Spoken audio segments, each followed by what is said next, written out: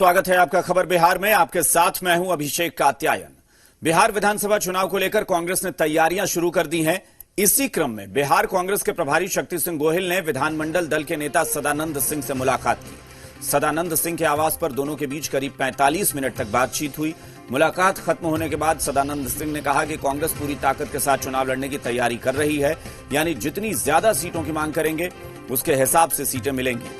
उधर बिहार कांग्रेस के प्रभारी शक्ति सिंह गोहिल ने कहा कि चुनाव कब होगा ये इलेक्शन कमीशन को तय करना है, लेकिन कांग्रेस चाहती है कि परंपरागत तरीके से चुनाव हो, क्योंकि पैसे वाली पार्टी बड़ी बड़ी एलईडी स्क्रीन लगाकर चुनाव लड़ सकती हैं, लेकिन कांग्रेस या दूसरे दलों के लिए यह संभव नहीं है। इस दौरान गोहिल ने नीतीश सरकार पर भी निशाना साधा।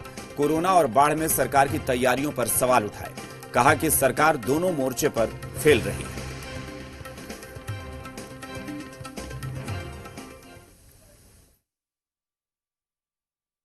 हमारे जो नेतागण हैं उनके एक अनुभव है, उन्होंने बिहार में बहुत लंबे अरसे तक काम किया है, तो सारे सीनियर नेता हैं, उनसे मैं बात कर रहा हूं।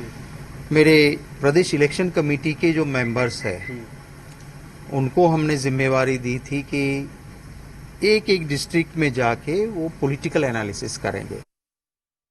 और इस वक्त पटना से जी मीडिया संवाददाता प्रीतम हमारे साथ फोन लाइन पर जुड़े हैं, उनसे बात करेंगे। प्रीतम, राहुल गांधी ने अभी 2 दिन पहले ही ये बात कही, जब वो कह रहे थे कि गठबंधन के तहत ही हम चुनाव लड़ेंगे, गठबंधन बनाकर ही चुनाव लड़ेंगे और एक दूसरे के साथ तालमेल बिठाएंगे। अब यहां कांग्रेस ये इशारा कर रही है कि ज्यादा से ज्यादा सीटें, हम जितना ज्यादा सीटें मांगेंगे उस हिसाब से दबाव बनेगा सहयोगी दल पर कि वो हमें सीटें दे सके। हाँ जी, बिल्कुल। जब शक्ति सिंह गोहिल ने मुलाकात की कांग्रेस की जो वरिष्ठ नेता हैं सदानंद सिंह से, तो इस दौरान हमने उनसे पूछा कि सर, पिछली बार जो क्या हुआ था, कांग्रेस ने 2015 में 40 सीटों में चुनाव लड़ा था, और हमने उनसे यही सवाल पूछा कि पिछली बार तो 40 सीटों में कांग्रेस ने चुनाव लड़ा था, इस बार क्या होगा। तो उन्होंने कहा कि पूरे बिहार में चुनाव लड़ेंगे। तो मैंने कहा, तो मैंने फिर उनसे ये पूछा कि सर, इसका विस्तार से बताइए कि इसका अर्थ क्या निकल के आता है। तो जो सदानंद सिंह थे, उनका कहना था कि हम जितनी ज्यादा सीटों की डिमांड करेंगे उतनी ही सीटें हमें मिलेंगी।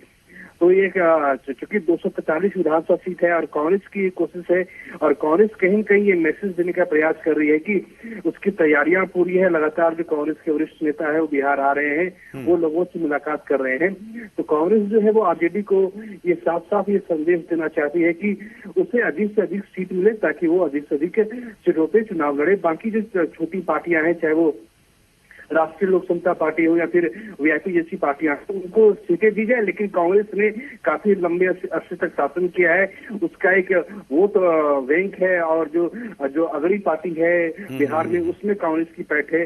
जो कांग्रेस के जो अध्यक्ष है और बाकी जो कांग्रेस में जो लगातार जो बदलाव हुए हैं, उसमें कहीं न कहीं जो कांग्रेस, जो बिहार की जो अगली पार्टियां हैं, उनको जगह मिली है।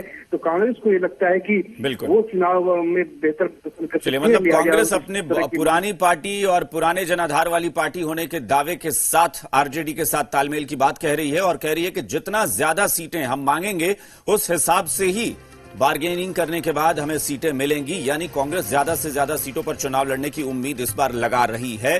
पिछली बार 41 विधानसभा सीटों पर चुनाव लड़ा था कांग्रेस ने, इस बार शायद कांग्रेस ज्यादा सीटों की डिमांड करेगी।